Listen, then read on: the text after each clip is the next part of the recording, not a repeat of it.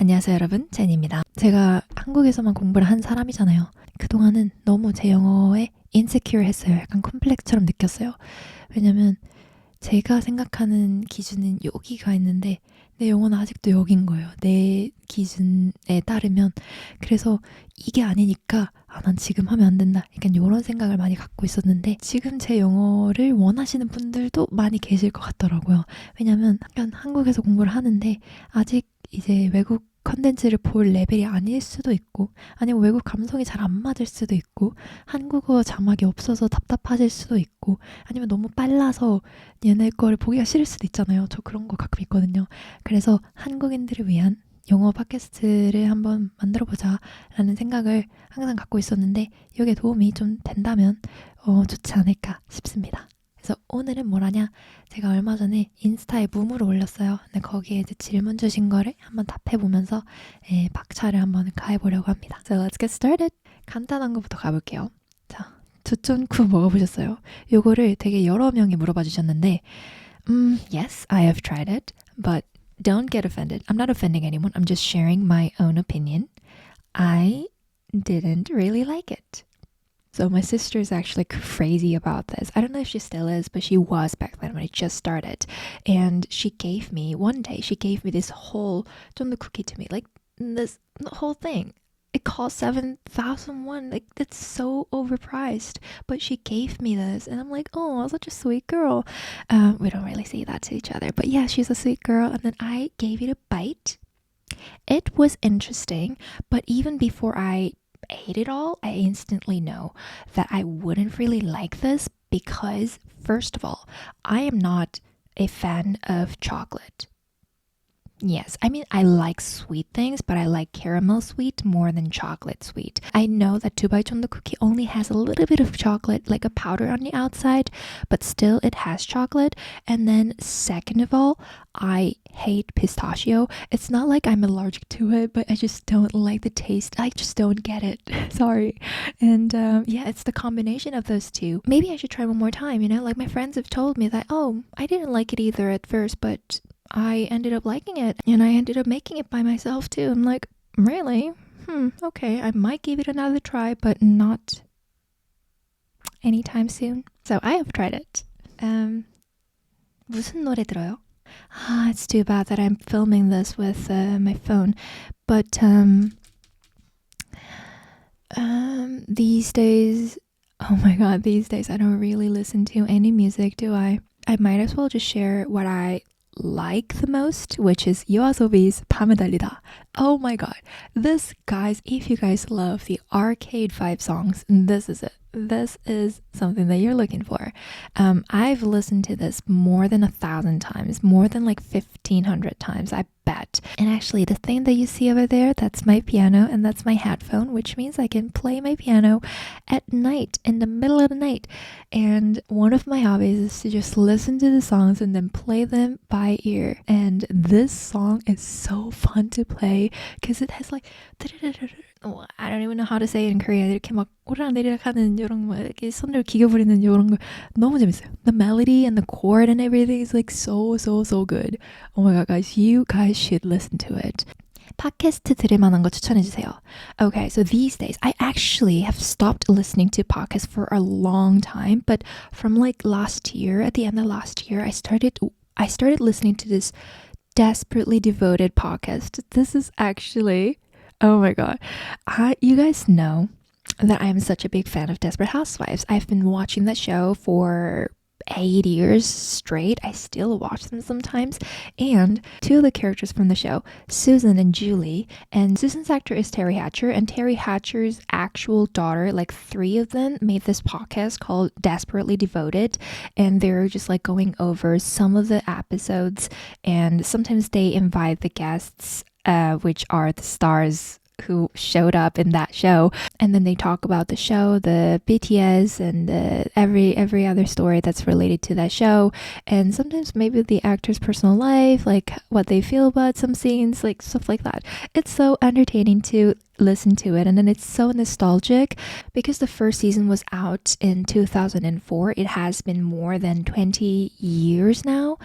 I think Tom Scott was the first ever guest on that show, and like the moment that I heard his voice, it's like very nostalgic. Like I feel like, I don't know, it's just like, okay, so he has his Tom Scava voice, but that it's a little bit old, but still Tom Scava's voice. I'm like, oh, Tom, you're old now. I think it's an entertaining show, especially if you're a fan of Desperate Housewives, but sometimes they talk a bit too fast.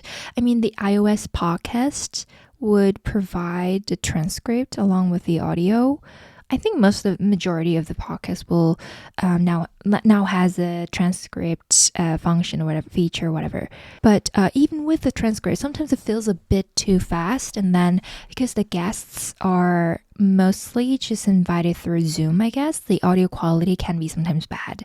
So what I would recommend instead of this, still we're talking about Desperate Housewives, by the way, is Desperate Housewives Rewatch. Yes, this one. I'm not sure if I said it correctly. Yes, this is actually two British people. I think they're a couple, married couple, I don't know. The woman has already watched the whole show, but the man, presumably her husband, has never watched the Desperate Housewives show, so he's brand new to this show. So they're going over one episode by one episode every episode of their podcasts and then talk about what had happened. So I think like the reason why I recommend this channel is because like even though you didn't watch Desperate Housewives, they will walk you through every scene verbally. So they would describe what they're doing. For example, like Orson entered the house and then said something to Brie. Like they would just like narrate everything, every scene in that episode verbally. So you can pick up how to describe certain actions in English, like, which is so great. And then if you already have watched Desperate Housewives, you can enjoy the first viewer's perspective along with the rewatcher's knowledge. Like I've watched the whole seasons like several times, but then I still learn new things from the woman's perspective. I'm like, whoa, that is some Easter egg. Yeah, it's so fun. So if you're a fan of Desperate Housewives, even if you're not, just give it a watch, and you can also enjoy British accent. My British accent sucks, but yeah, just go enjoy it. And other than Desperate Housewives, the podcast channels that I would recommend is pretty basic. I used to listen to that for quite a long time, I think. I have stopped watching it because I just cannot handle their energy anymore. They're just like a little too loud for me, but very energetic. So if that's your vibe, go for it. And sometimes if I need some I don't know, like I don't really enjoy self-help books anymore. Like I used to read a lot of self-help books when I was like in my early 20s or something. I'm just very skeptical about self-help books these days, but Mel Robbins' podcast is very nice for a beginner English learner to listen to because she speaks very clearly. And you know how like this self-help shit is very repetitive, and she repeats some of the things that she said earlier later on the show too. So I think this repetition is really helpful if you're learning English. So go ahead and listen, not watch. Oh my god, that podcast. Yes, go ahead and listen to Mel Robbins' podcast. I even have her book, Let Them Theory, but I couldn't bother to read it. Sorry. MBTI. My MBTI is ENFJ and ENFP, or INFJ, INFP. So my NF is just fixed, but I think I'm in the middle of INE and PNJ. 입문하기 쉬운 영어 원서 더 추천해주세요. 이거는 따로 영상을 만들게요.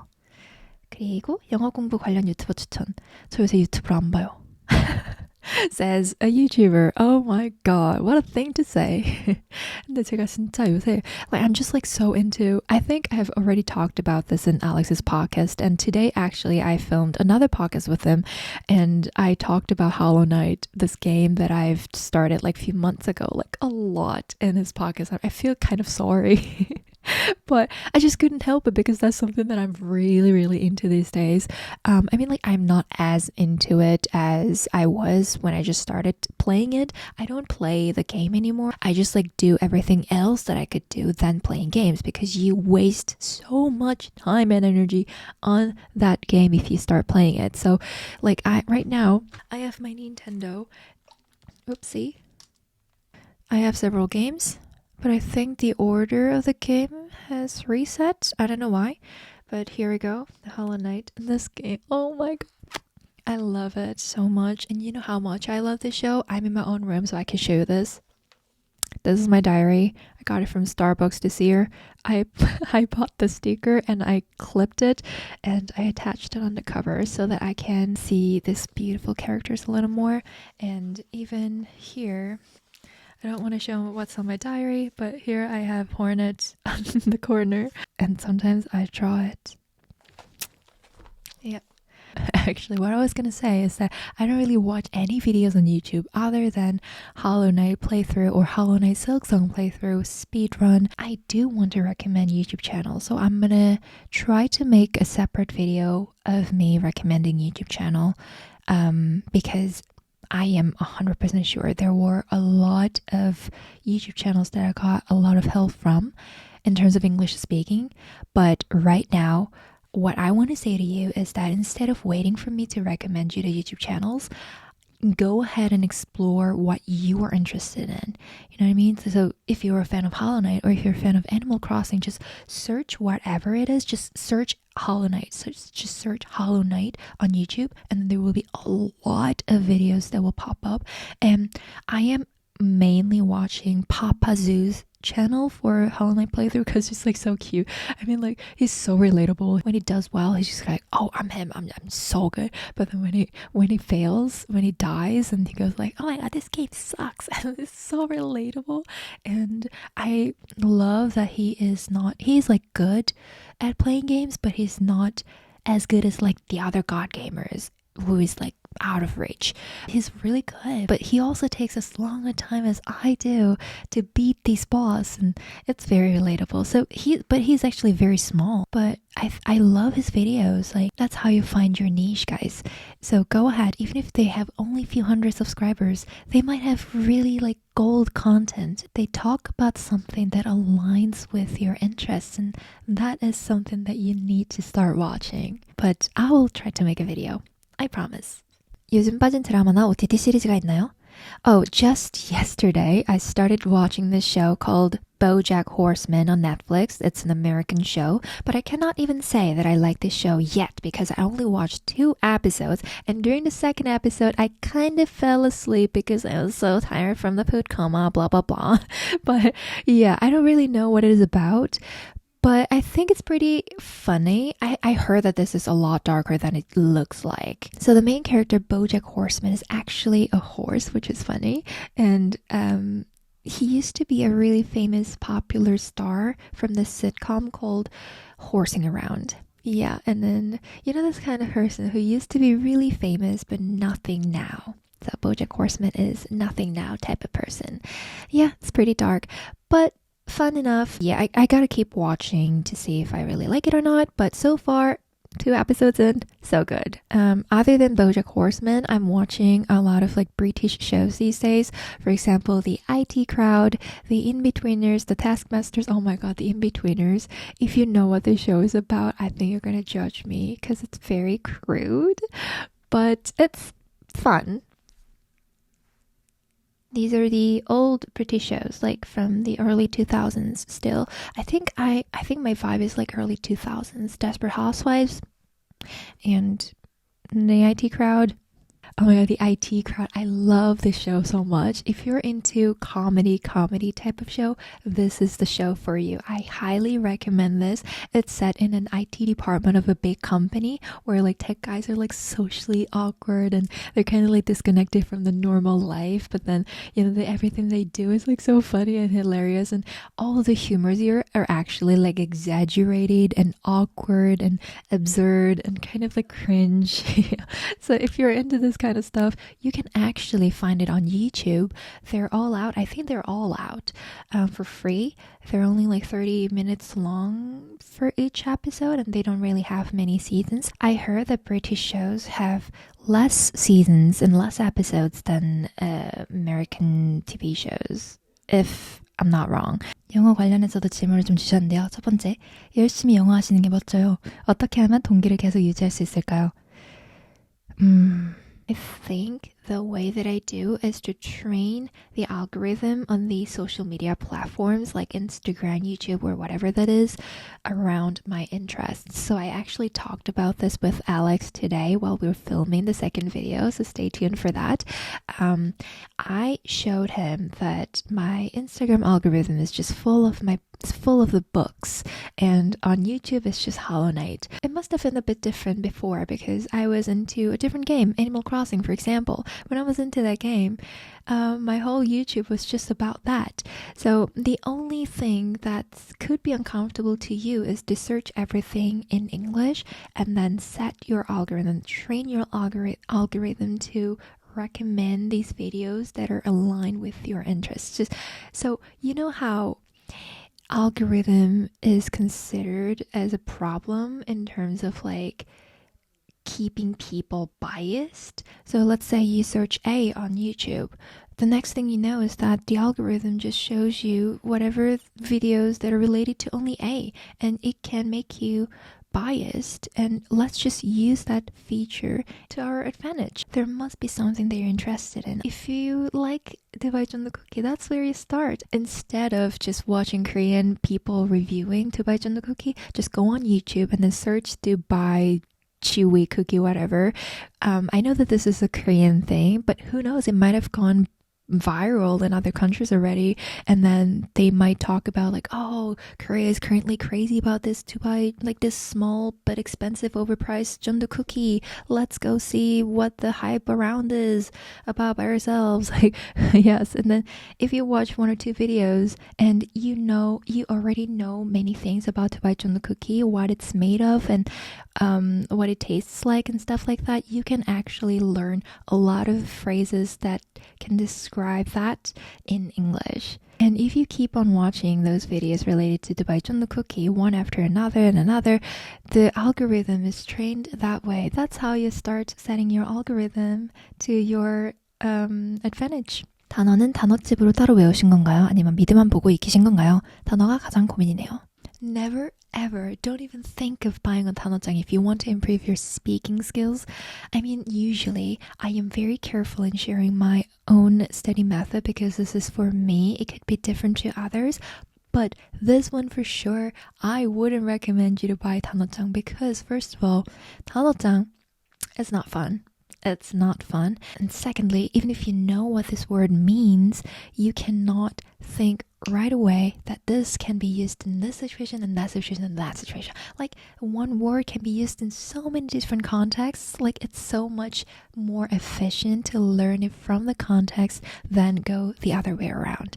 And then third, there's no third, there's only two. But if you are a very beginner, I think like if you don't even know how to say like 학생, 알다, 사과, then I think it's worth memorizing the most commonly used English words, top 200 or top 1000, whatever. I think it's like you can find it anywhere on Google for free. You don't even need to buy or pay for 단어장 anymore. Like I'm so anti 단어장 unless you're aiming for a good score in certain exams. I think 단어장 is like useless unless you make your own 단어장. That is very effective. But buying the 시중에서 파는 거 one? 2026년 목표가 무엇인가요? 제가 이거는 다이어리에 쓴 게 있어서 한번 그대로 읽어볼게요. My goal this year is to rebuild habits and consistency. Instead of chasing visible results, I want to focus on creating a life rhythm. So I have like 3 tiers, top priority and secondary goals and experiment zone. So let's go over the top priority. So it's a success if these things are done. First of all, limit social media doom scrolling. Instead of adding more tasks, cutting doom scrolling on social media is what I made my priority as it's the main source of comparison, anxiety, and emotional exhaustion. And number 2, 1 or max 2 non-negotiable daily habit, like a Duolingo, like to the Duolingo level. And what I meant by that is that I have been doing Duolingo for 240 plus days straight. And you know how Duolingo makes you feel so uncomfortable if you don't do it? Like it will send you some messages, like weird messages. And like that, I'll have 1 or 2 goals maximum that makes me feel uncomfortable if I don't do it, if I skip them. And my secondary goals, like 3 times a week is enough. You don't have to do it every day. It's just secondary. But if you do it 3 times a week, good job type of goals is that, first of all, any form of exercise that gives me energy. So I am actually thinking of going back to the gym, either that or starting swimming again. And number 2, extra skincare and body care. Like I always have this all or nothing kind of mindset. I can be really lazy when it comes to like skincare. So like I only have like 1 or 2 steps of skincare and that's it. And in my mind, it's like all or nothing every time. So if you want to do your skincare, do it every day. Otherwise, your skin will stay shit. So there's no point of doing it. That's just how I think about it. But I am trying to change how I view the skincare thing. Just 3 times of intensive skincare a week should be enough, and I am actually doing that. So 3 times a week sometimes I do exfoliate, I sometimes do the pore cleaning, and sometimes I do the like a very thick facial mask thing. And number 3 of secondary goals is that spending about 20% of my available time on future-oriented learning. I haven't really started this yet, but I want to study like finance, investment for my future. And the tier 3, no guilt if skipped. You don't feel any guilt because it's an experiment zone, and that is learning new skills. I want to focus 1 skill per quarter, but I haven't started anything yet. It's almost the end of January, but I haven't started it. So quarter 1, I would just say Japanese because that's what I've been doing on Duolingo. And quarter 2, maybe I might learn how to use Final Cut Pro or Premiere Pro. So far, I think probably this video too, I am editing on my phone, which is convenient, but if I want to keep making videos, I think I have to learn and know how to use these tools. So that's going to be my target for second quarter this year. And quarter 3 and 4 still nothing, but I want to learn cello and I want to learn how to bake, but I don't know if I'm ever gonna do it. But this, I don't feel guilt. I shouldn't feel guilty even if I don't do it, because it's just an experiment for this year. And I actually wrote down how to stay consistent, and I think it's really nice that I want to share with you guys. First of all, missing days doesn't mean failure. I mean, I cannot stress this enough. Actually, one of the questions that I didn't go over today is that 다른 사람에겐 많이 했지만 스스로 실행하지 못한 조언이 있다면 무엇인가요? I think this is it. I would say to, for example, my sister that, it's okay. Like, you can just miss 1 day or 2. It's fine. You can still come back and show up. That's what matters. But then I've never been that generous to myself. I always like, it's all or nothing. If you miss today, like, that's a failure, Jenny. Like, I'm so disappointed in you, blah, blah, blah. But I'm going to be a little more generous than that this year, and I'm going to tell myself missing days doesn't mean failure. Coming back counts as success. Don't count how many times you broke the streak. Count how many times you come back. And number 2, set very low minimum standards. So for example, exercise. It still counts if I only stretch for 5 minutes. I know this doesn't count to some people, but for me, because I'm lazy when it comes to exercising, I think 5 minutes of stretching is also gives me the right amount of motivation and happiness that I feel like, oh my god, I think today wasn't so bad. And number 3, track only done and not done, no emotional judgment. So actually I have So this is my reading status for January. Sometimes I skipped, but most of the times I did it. I'm very proud of myself, but even if I skipped, oh my god, for 3 days in a row, this is actually my mistake. I actually read on this day. This is consistency. Like, you don't need to be successful. You don't have to show up every day, and you don't judge for not showing up. You just track what's done and not done. And yeah, that's what I'm going to be telling myself. And that's the type of person that I want to become this year, and those are the goals for this year. 어떤 할머니가 되고 싶은지 구체적일수록 팬은 행복해요. Jenny, 사랑해. I 사랑해 you too. I've never thought about it, but it's such a cute question. What kind of grandmother I want to become? So first of all, I want to be a healthy one. I've always said, like, if I could choose between die at 60 but healthy throughout your whole life, and die at 90 but very sick in the last, like, not very sick, but like a little sick in the last 10 years, I think I would choose the former. I don't know, I might change my mind if I reach 60, but that's like, I really want to stay healthy. It's just kind of paradoxical because I don't do any exercise, but that's all the more reason to start exercising. And these days I'm actually worried about my eye condition, like eye health. It's not like I have any problems with them yet, but I am worried that if I use them at this rate, I think they're going to give out anytime soon. You know, like if I keep watching or reading something on the screen and not letting them rest, like that is a recipe for a disaster, recipe for a disease. So I'm going to take a better care of my eyes and all other parts of my body, of course. So I want to be a healthy 할머니. And number 2, this is kind of related to the first one. I want to become a 할머니 who keeps on learning new things even if I'm old, because I want to prevent dementia from happening to me. I think this is one of the most tragic diseases one person can ever get.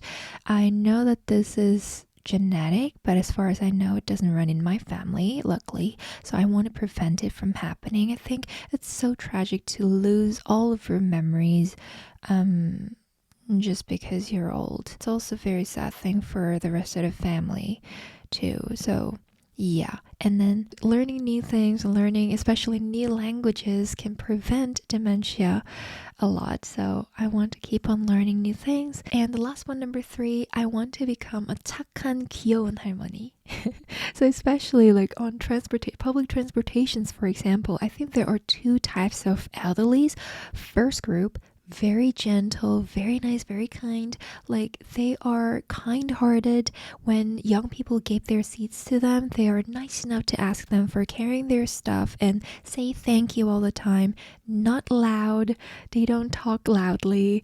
And they're just like gentle in general. And the other group who does everything on the opposite way. And I don't want to fall into this group. I don't want to be a part of it. I want to be a 착한 할머니 in this group. So that society still wants to help me if I need help. Yeah. 그래서 이렇게 촬영을 해봤는데요. 어떻게 이렇게 수다스러운 사람이 팟캐스트를 참고 살았을까 싶을 정도로 많이 말했는데 목소리도 나간 것 같고요. 근데 너무 재밌었어요. 그래서 다음 영상도 제가 댓글에다가 어떤 거 궁금하신지 주제랑 이렇게 남겨놓을 테니까 거기에 댓글로 질문 남겨주시거나 뭐 나중에는 이제 사연까지도 해보면은 너무 재밌을 것 같아요. 그래서 질문 남겨주시면 제가 다음 영상에서 한번 말해보도록 할게요. Thanks for watching. Bye!